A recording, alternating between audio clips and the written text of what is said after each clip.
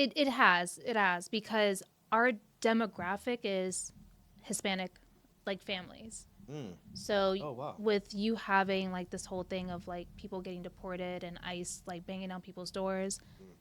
no one, like, people are very fearful of like coming out of their house. Mm. So that, in a sense, it does affect our business because if we don't have shoppers, we don't have traffic. Yeah. If we don't have traffic, people don't make sales. If we don't have sales, people don't make the rent. If we don't make rent, you see where I'm going. Yeah. Got it. Got it. Yeah. This is real. That's real. That's the real deal. I'm wondering, what were you doing the same thing during COVID? Like, did you go through this during COVID or no?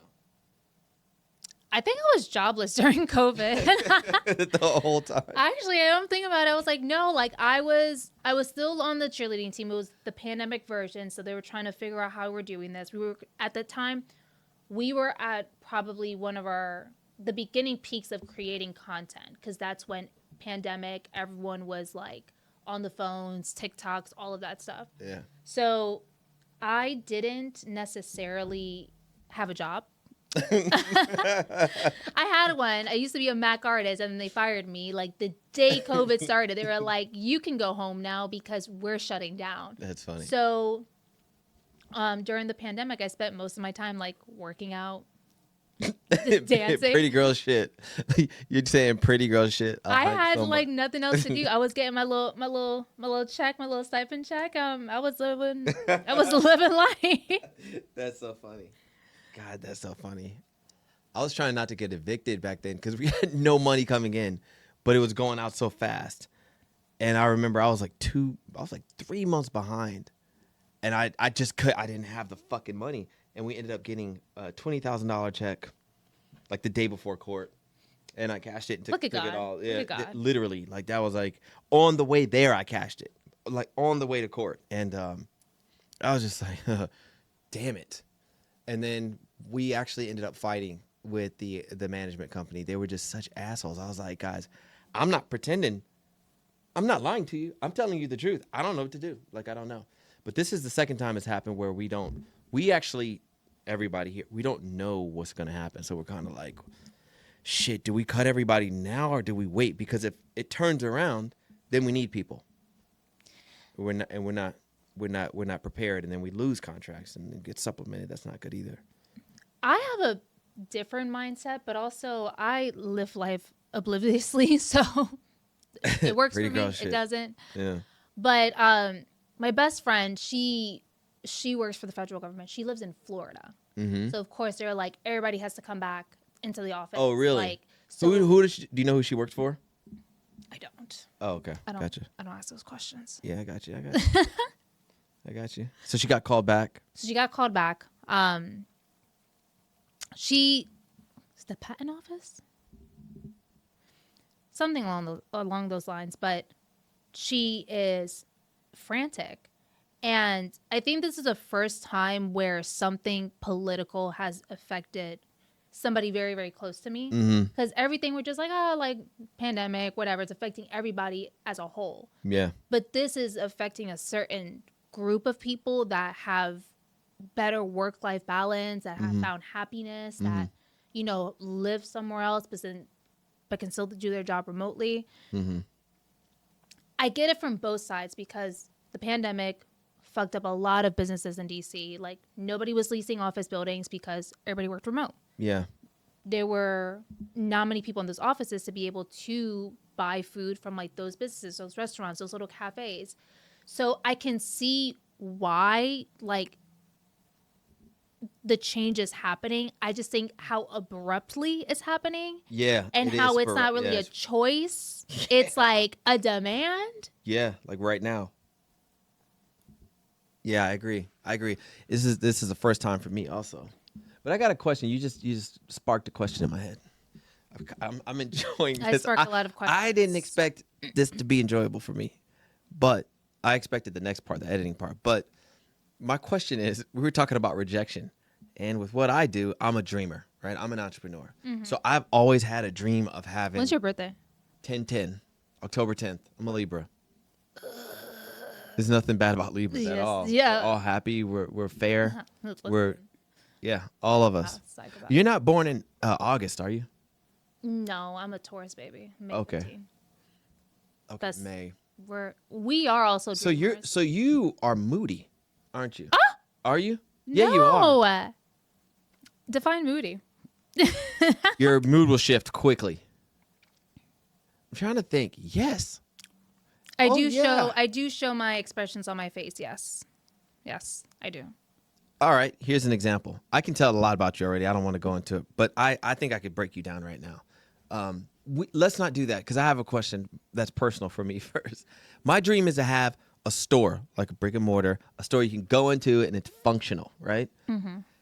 And you guys rejected me over. You guys, we looked at 3 places. One I really loved, and I thought it was gonna happen, and I got a cold no.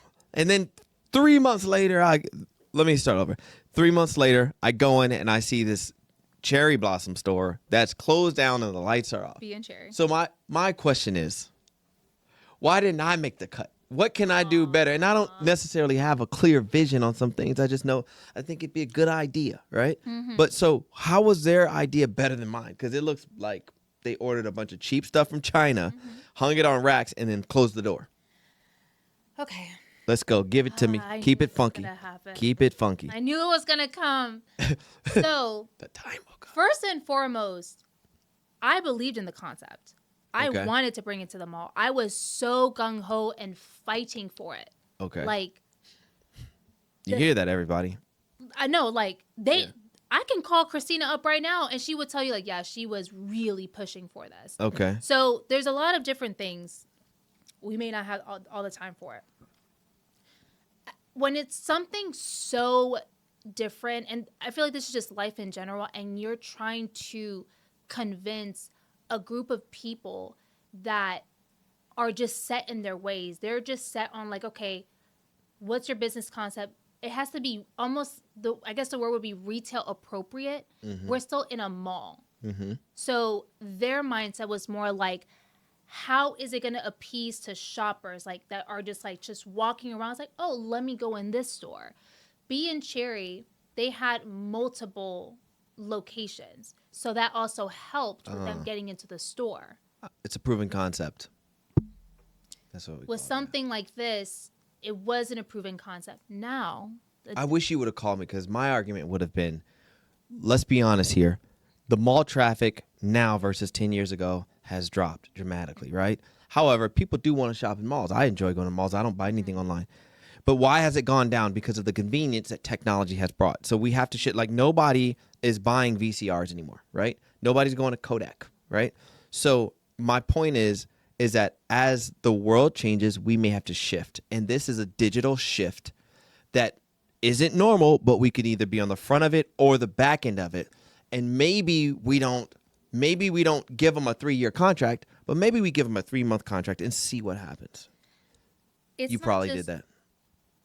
Okay, I put everything out there. Like, I was pulling things out of my ass to make this deal happen, like convincing them. You don't even know the conversations I was having. Damn. Because I wanted it in my mom because it would have been the first. And I did that deal. And I like to win. Yeah, instead you got a store that's shut down.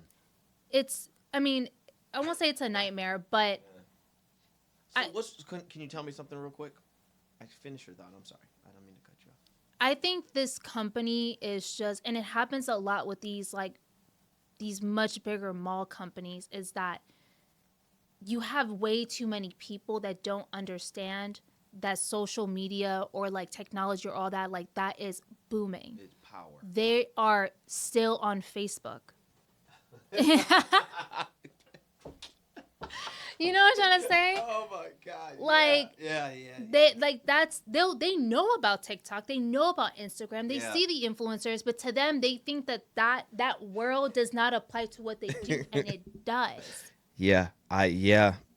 Well, you can't go to where the puck is. You have to go to where the puck is going. And the puck, as far as demographic goes, you should probably listen to younger people with new ideas. Because they are screaming to be heard, and the gap between the silver assholes and the young adolescents is just too wide. And I got a feeling, well, to me, it's like a money grab. Like, let's just build this and grab it, right? Like, maybe you just opened something in my head. Maybe I've been approaching the wrong people. I bet if I went after some high schoolers, their asses will be here every day, and they won't stop recording. And they'll probably edit also. So I think maybe I need to adjust my framework also, which is actually not easy. But it's interesting they shut us down so cold. Like, damn, man. Because it's visible. There's a big window right there. I would think people would be intrigued and want to come in. But maybe not. Maybe they're right. But I think maybe also, right. like, and I always tell people that when they come in and they're looking for an inline store or they're looking for a car, they're looking for something, it may not happen right away. And that that location would have been too big. Now, and I can't really divulge too much, but who's to say that later on down the year, something in a much better location, but also better structured, is not going to come up? Well, my question, I have a question. I have a lot of questions actually for you. But my question now is, that happened, and I thought it was funny, so that's fine. I think it's funny. I just wanted to hear it. But hold on. But even afterwards, did I not tell you, listen, I may not be able to get you in here, but I'll connect you to this person and that person. Oh, you gave me like 3 numbers. Yeah, Thank you. I agree. I wanted that because it's down the street from my house. That's it. That's convenient, and it was nice, and the price point was amazing. But my question is this. How do these companies last that don't have business? Where are they getting their money from? I just know they pay their rent on time. I don't know anything else. That's between them and God and their banks. Yeah. I figured you'd say that. Are there any businesses that legitimately that you know of that you can look at and say, okay, they're gonna do very well? Are there any companies that make a lot of legitimate money that you can see? In our mall? That's bad that you asked me that. Yes. Yeah. I'm like, because I don't see a lot of traffic. And I'm thinking I do basic math. If I sell cell phones and they're $100 a piece, and I got a guy sitting there at $16 an hour and he's working, and we're open for 16 hours a day, then that means I have to sell at least 2 phones to break even. Well, that's only the payroll, because I also have to pay the daily rate of probably $300 a day. So if I'm losing $200 a day, how the fuck can I make the rent at the end of the month? And I don't think the weekend could make up that much. Maybe. So you have different type of business owners that are literally, there's one that's like paycheck to paycheck, that it's like they rely on that traffic to be able to make the rent next month, which to me, I don't like that approach, because you should always have some sort of safety net in case something happens. How much of a safety net do you recommend? Do you think should be? I think it's kind of like comparing it to a person that should have a savings account. Like, you should be able to have at least 2 months worth, just kind of like, somewhere That's not gonna safe. hurt you. Yeah. Exactly. Okay. Because then, let's take, for example, during holiday season, it is the busiest time of the year. But then guess what happens in January and February? Nothing. Crickets. It's the retail hangover. Crickets, yeah. So you have that. And then on top of that, it's January is inauguration, elections, all of that stuff. You don't know how that's going to play into the economy. So that's where people really should pay attention to like trends and things like that, to be able to either you got to change your business concept for that time, or you got to just be able to dip into your safety net in case you can't make ends meet. That's my thought process. No, I like it's an answer that's detailed, and that someone can walk away with and say, okay, before I do this, I should probably have at least 2 months in savings. Well, you already got to give the first and last month's rent, so you really need about 4 months cash to do anything. And then you hope to break even after 90 days. Then you're good. Then you have real cash flow. So what about the kiosk game? The little kiosks in the middle where they got the fluffy dolls and shit. So how much do these guys really make? I would love, because that kind of money I could play with. I'm not play with, but I could put up, and I wouldn't like be devastated if it failed. Yeah. Like if I just sold hoodies that said black on it or anything on it, I wouldn't be mad if it failed. How much do they go per day or per weekend or per month? And then how do those guys end up doing? So based on my experience, it ranges on a lot of different things. So it's kind of like an apartment. The longer you commit, the much better of a deal you're going to get.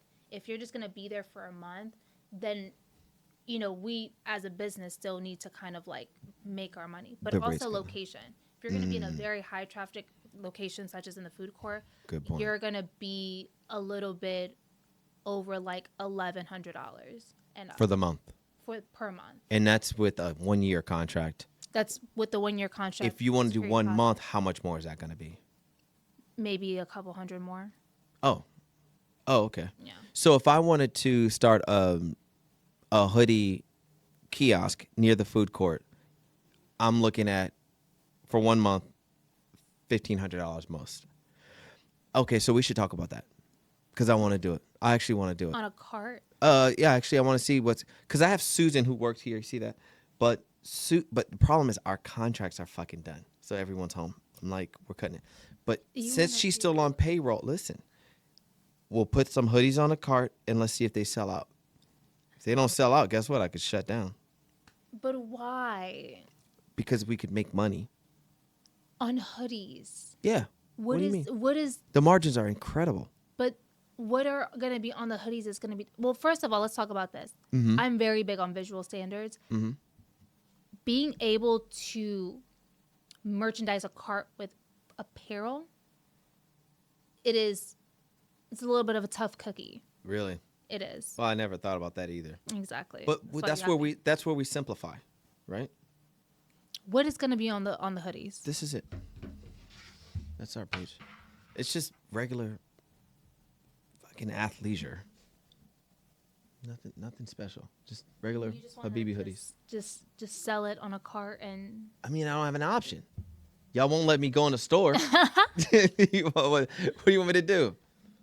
I bet you anything if I sell 100. Here's what I told the guy in Woodbridge. He goes, well, we don't sell local brands and this and that. I'm like, look, do this. How about this? Put it up, and if you sell it, I'll bring you another one. And if you don't, I'll pick it up. Give me a week. I put a regular black and white one up, and he sold it. And we sold out every month. So all I'm saying is, we try it for a month. If it fails, I think what you're leading at is they wouldn't let it happen, would they? Would they allow it? yeah. I don't see why we wouldn't do it. You don't think we'll sell? No, I'm just more so like, You don't believe in us. stop. It's not You that. have to believe, Peter. You don't remember Robin Hood? You have to believe. Listen, all right. We can do it. So let's talk about it. Okay. I'm going to look at what the overall cost would be because I have to pay for someone for a month. What are the mall hours? 10 to 9, Monday through Saturday, 11 to 7 on Sunday. So 11 hours. So it's 12 hours a day. 12 hours a day. Mm-hmm. You can shave off 10. You can open a I'll figure out the cost. It sounds like it's going to cost a lot more than I expected. But let me figure it out and then see. Maybe we can make a profit. If it makes a profit, do you have other malls? Mm-hmm. Okay. All right. We're going to circle back to that next time. This is Christal. You brought me here to make a deal? Cocktails and conversation /makeadeal.com.